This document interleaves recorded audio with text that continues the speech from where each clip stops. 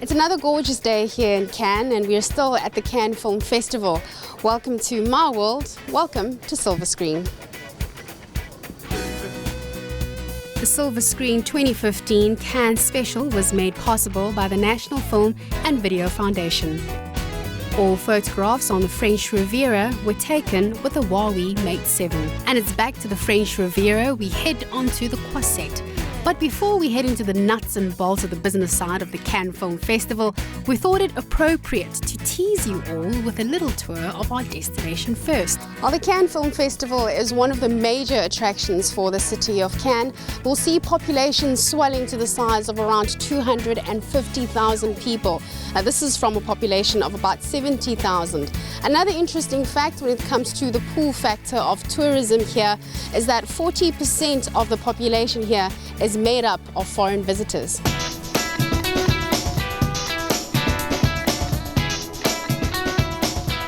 One of the things that I do love about Cannes is the cafe culture. At every corner you'll most definitely find a bistro, a pizza place, and of course authentic French cuisine.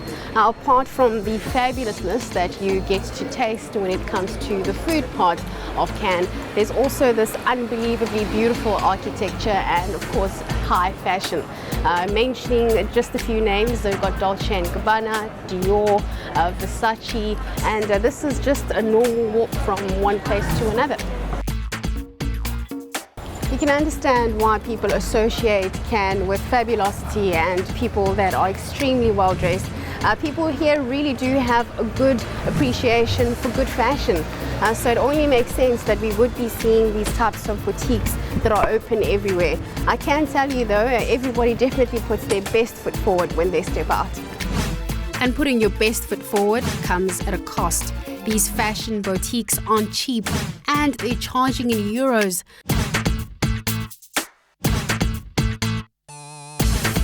Well, I did say this place does have high fashion, and this is one of the stores that you'll be familiar with, Louis Vuitton. Not sure that it's within my price range, but a girl can dream. Maybe I should be getting paid just a little bit more. Wink, wink, nudge, nudge. With my reality firmly in check, we head down to the Croisette, where most of the tourists gather. Lined with film studios, names, movie posters adorning most of the major hotels, this is a film fan's dream come true.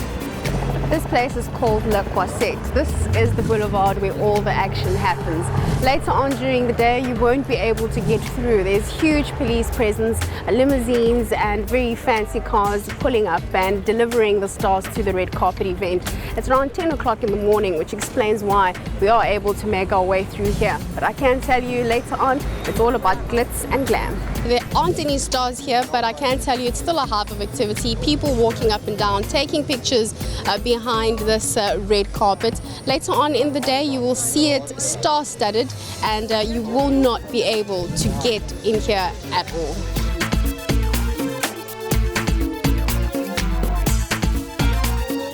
This is where the stars come for their photo opportunity before there's a press conference or after.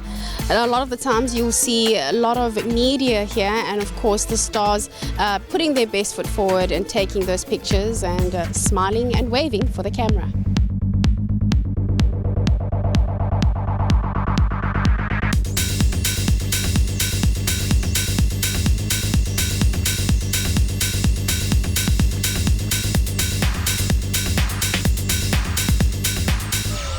This is the marina. Now, speaking to the different stakeholders inside the film market, there have been varying opinions about the market. They've been saying that this is a very difficult time and really that there is no money to be made. But the picture behind me suggests something very different. On top of these yachts, there are film companies' names, so somebody is paying for this. So as you can see, there is money to be made in the film industry. You just need a good business plan. And the NVF has a great business plan when it comes to marketing local content. We headed off to one of the many screening rooms at the Palais of the NVF's presentation of locally slated films, both completed and in development. Basically, as part of our program at Cannes, we do put together a show reel where we showcase various products, various movies in different formats that then South African filmmakers have an opportunity to put in the distribution market, to find a distributor and sign up deals to distribute the films. South African filmmaking is coming into its own. Stories so compelling you can't look away. Talent that delivers on an international level. It's time to shine the spotlight on South Africa. The National Film and Video Foundation has been working to build South African cinema for the past 14 years. In 2015, we can confidently say that South African filmmaking is making its mark on the global industry. With the amount of quality work produced, the global recognition of South African talent, and a treasure of yet untapped stories, it is little wonder that the globe has turned its head in our direction. We're ready to bring South African stories from our streets to the world. It was very interesting how the audience was responding to the different movies. And I'm hoping that then the producers then will be getting together with either financiers or sales distributors or sales agents and distributors then to make sure that they can, conclude their deals to get their movies distributed. We have a two approach to it. Firstly, we use the database that we get through the Cannes Film Festival, which is an online database, and we invite various financiers, sales agents to come to the screenings. And then secondly, also we then want the producers and the directors of these films themselves to promote and encourage people to come to the showcase. It was an amazing showcase. 2 of my projects was in there, the Pilot Toads documentary and Stone Cold Jane Austen. I would love to sell it in other countries as well. I've had a lot of inquiries because their fan base stretch over Germany, UK, States, etc. Now, one of the responses that we want to put in place as a NFVF is to assist film producers, is to assist script writers, is to assist the actors and the talent. We are also making sure that before we even leave South Africa to attend these film festivals, we are also then taking the filmmakers through a boot camp situation where we can really give them the tools of how to market their products once they get here. Because it's quite intimidating to be in Cannes. It's a huge festival, but then we're hoping that over time they will be able to transfer skills and help film producers to market their films. I'm on the beach outside the South African Pavilion in this beautiful JJ Schoeman dress. It is a tough job to be me. Cocktail parties at the beach when the sun is setting. Inside we do have powerful stakeholders in the film industry. I'm talking directors, producers, actors, actresses, and of course, as always, we are interested in drilling deeper into the business of film. And 2 of those stakeholders are actress-producer Anal Alexander and local actor Nico Panaggio. I'm here to come and explore the possibilities and the potential the festival offers for filmmakers. I'm a budding filmmaker myself, very much learning the craft and rubbing shoulders with the right people, So it's an incredible eye-opener coming here, seeing what everyone else is doing, seeing what the trends are out there, and trying to South Africanize them or get ideas for South Africanizing them. I am a Cannes virgin and it's just been spectacular. It feels like you're walking inside a movie all of the time, and it's like the movies and even better. And I was so incredibly lucky. On arrival, I managed to secure a ticket for the red carpet premiere of Mad Max Fury Road with our Charlize. And I had the opportunity to walk the red carpet in real, I want to say Hollywood / Francais style. She looked like she belonged there, I might add. She really did. Yeah. Well, some people have told me I look like Carly Theron, which means Charlize Theron. So I don't think I look like her, but I at least followed in her footsteps last night, and it was spectacular. Oh, it's completely overwhelming. There's thousands of sales agents and distributors and producers and directors, and you don't know where to start. It does sometimes feel like we come from deep dark Africa, and you can waste a lot of time as well chasing up the wrong things. So it's incredibly important to know where to go, what to do, specific to your project. There's a lot of different projects going on. You might have certain needs, and you're chasing up all the wrong things because there's so much going on here. So if you don't know how to tailor make the experience you need out of Cannes, you're gonna waste a lot of time and money. South Africa is such a small part of the filmmaking and film-going public compared to what happens internationally, and population-wise. I mean, this is next level. We have nothing that compares to it. We're creating a star system in South Africa. We've got soapy stars, and I think the movie stars are starting to happen. But I mean, we've got singers that are stars, soap opera stars, and some sports stars, and that's about it. And nothing compared to what is happening here. And I think it's something we need to work on in order so that people will go watch our films, go watch the local films, so that when they're standing in front of a poster with Tom Cruise on it or Nicco Panaggio on it, they'll choose the Nicco Panaggio film because he's a star. I also love the fact that we've been throwing things at screen and watching what falls and what sticks, because it teaches us.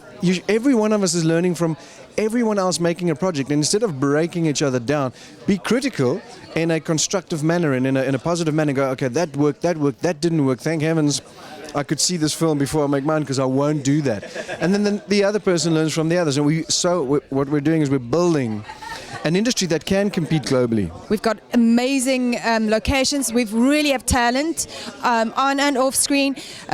We've got amazing rebate systems. There is help from the government to help us make films. We need good scripts now, and we need to start making better films. We need to get better, and we're practicing, all of us. We're like athletes, you know. You can't expect to win the Olympics the first time you're running the 100 meters. We're all getting better at our craft. But I think there's a portion of the market that is ready for those films, and they're hungry for different genres. But unfortunately, our film-going audience is so tiny, and it's such a tiny percentage of that market that is ready, or that would go see that film or pay money for that film. That we have to start looking for other audiences abroad, which is why we have to start making films, South African films, that can travel. The Afrikaans audience, the South African audience, they're loyal, but they're tiny, and it's an audience that's not really going to grow. So as filmmakers, we have to start finding other avenues for our products to make it worthwhile on a financial level, on an experience level, and also we need to start pushing the boundaries a bit, and that's really what we are trying to do with Sync now. It is an Afrikaans film, but it's an Afrikaans film that we're really hoping will sell as a foreign film that can stand with any other foreign drama anywhere in the world.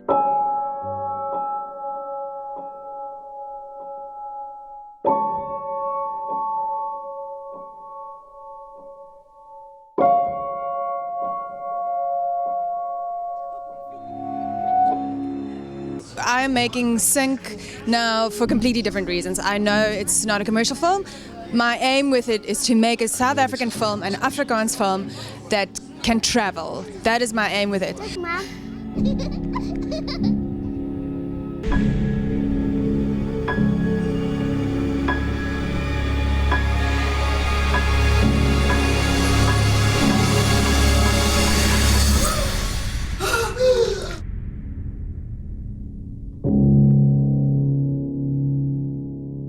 That's why you come to markets like these, to see what are the trends and what are the others doing. What can we do that appeals to a global market, but that has our flavor.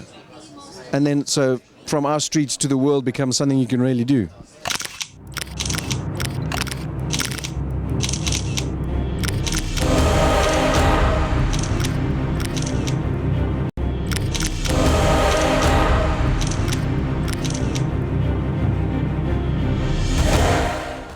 Welcome back. You're still watching the coverage of the 68th Annual Cannes Film Festival right here in France. I'm Tumisho Greater.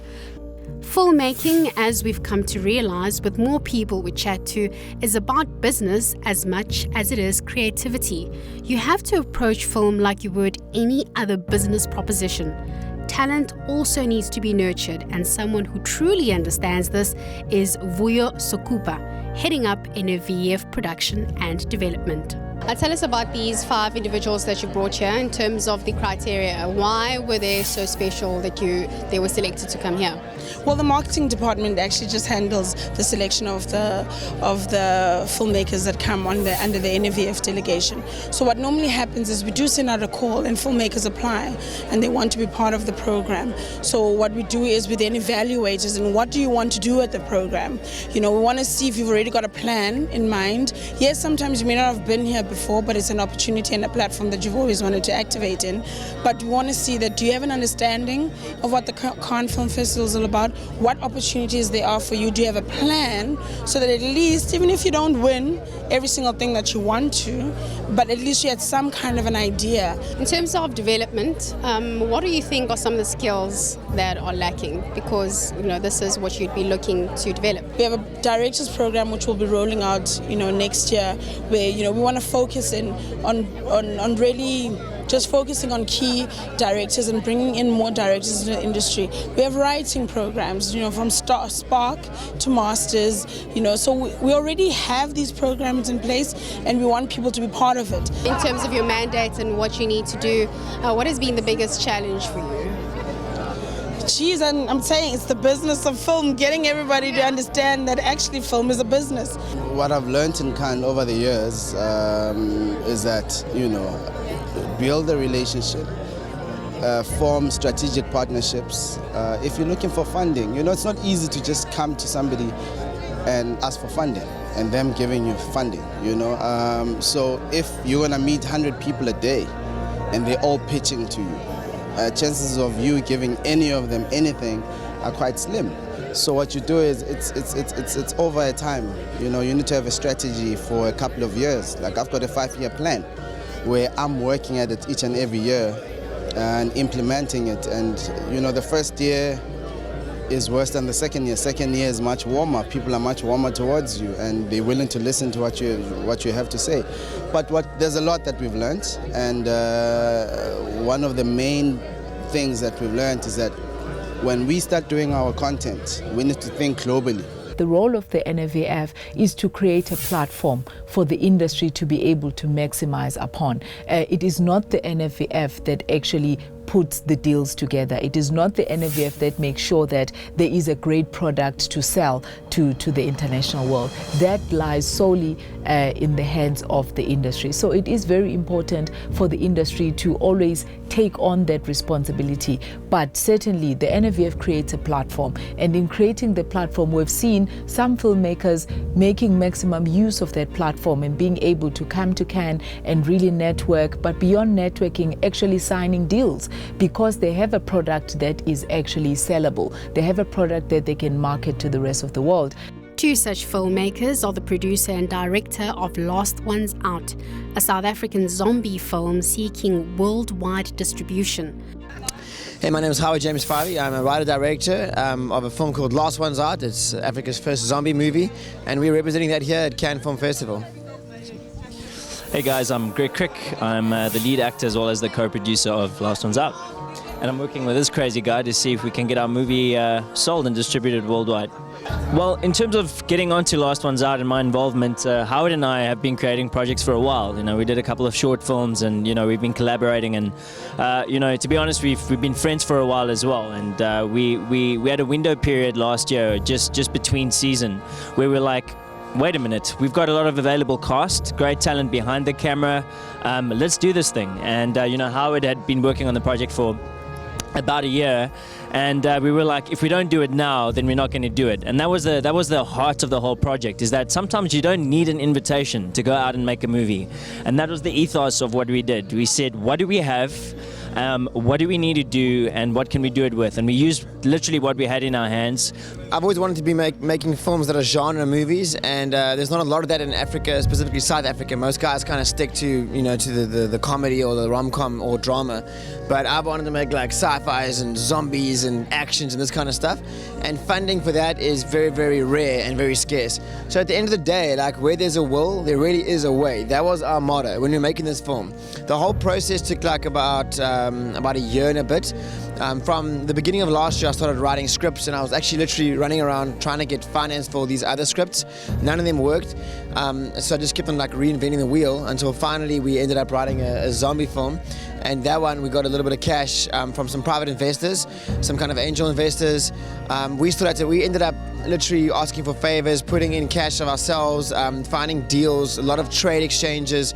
And the thing is, you have to be resourceful in this industry.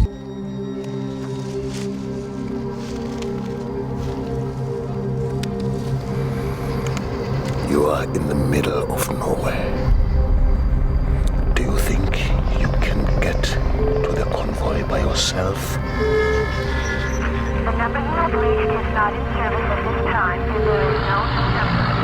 Please be sure you have checked the telephone directory for the right number. And you are not correct. Is not in service at this time. There is no new number.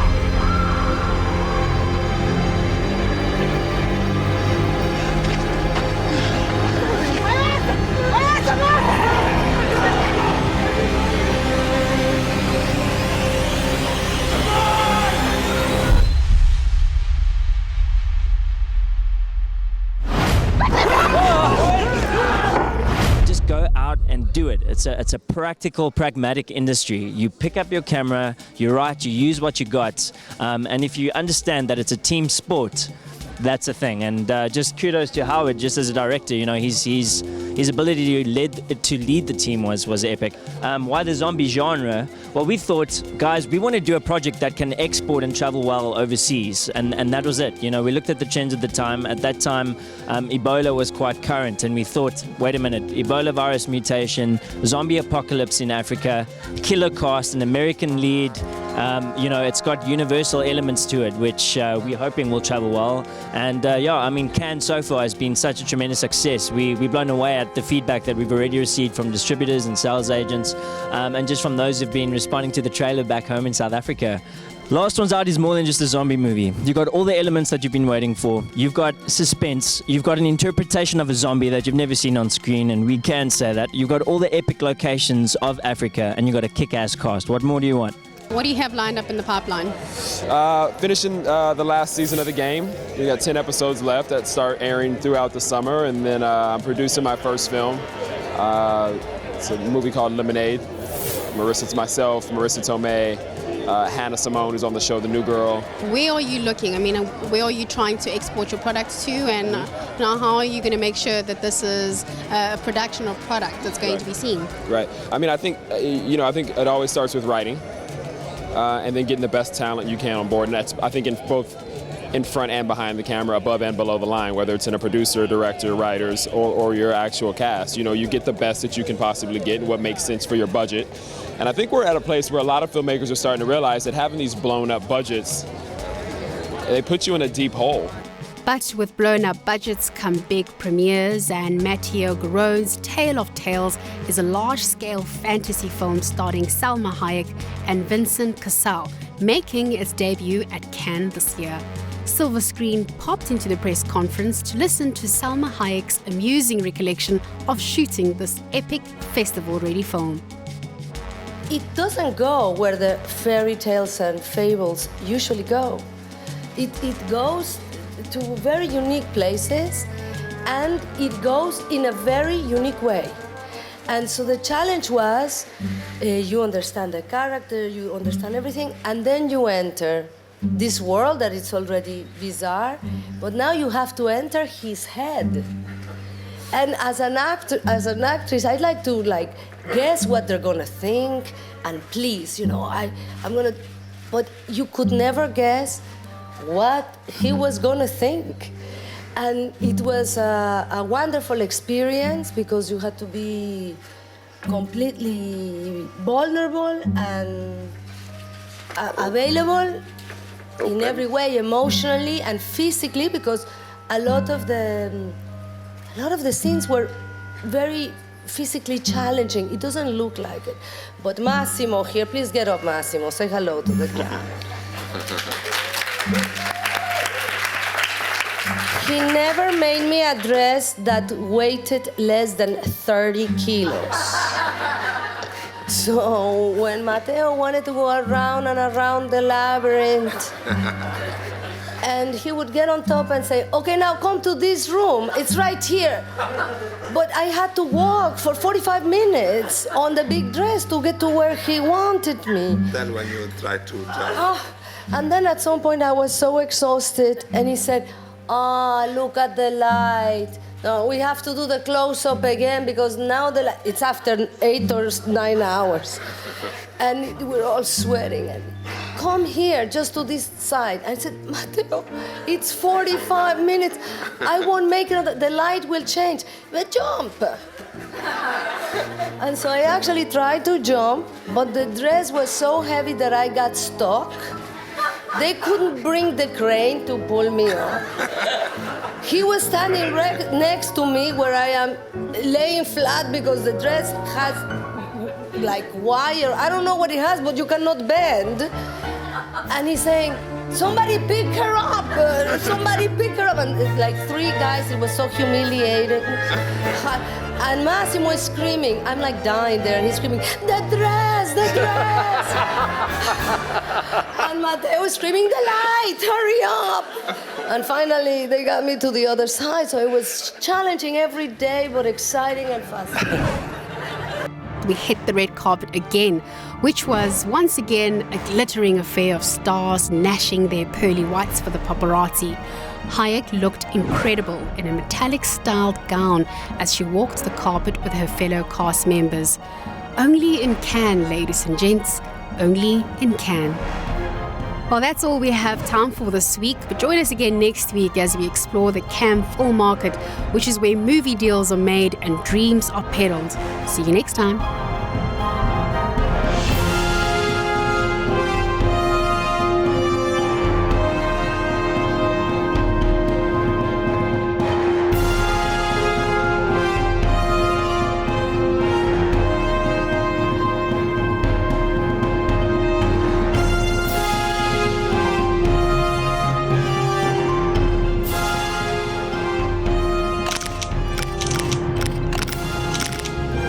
Silver Screen 2015 Cannes Special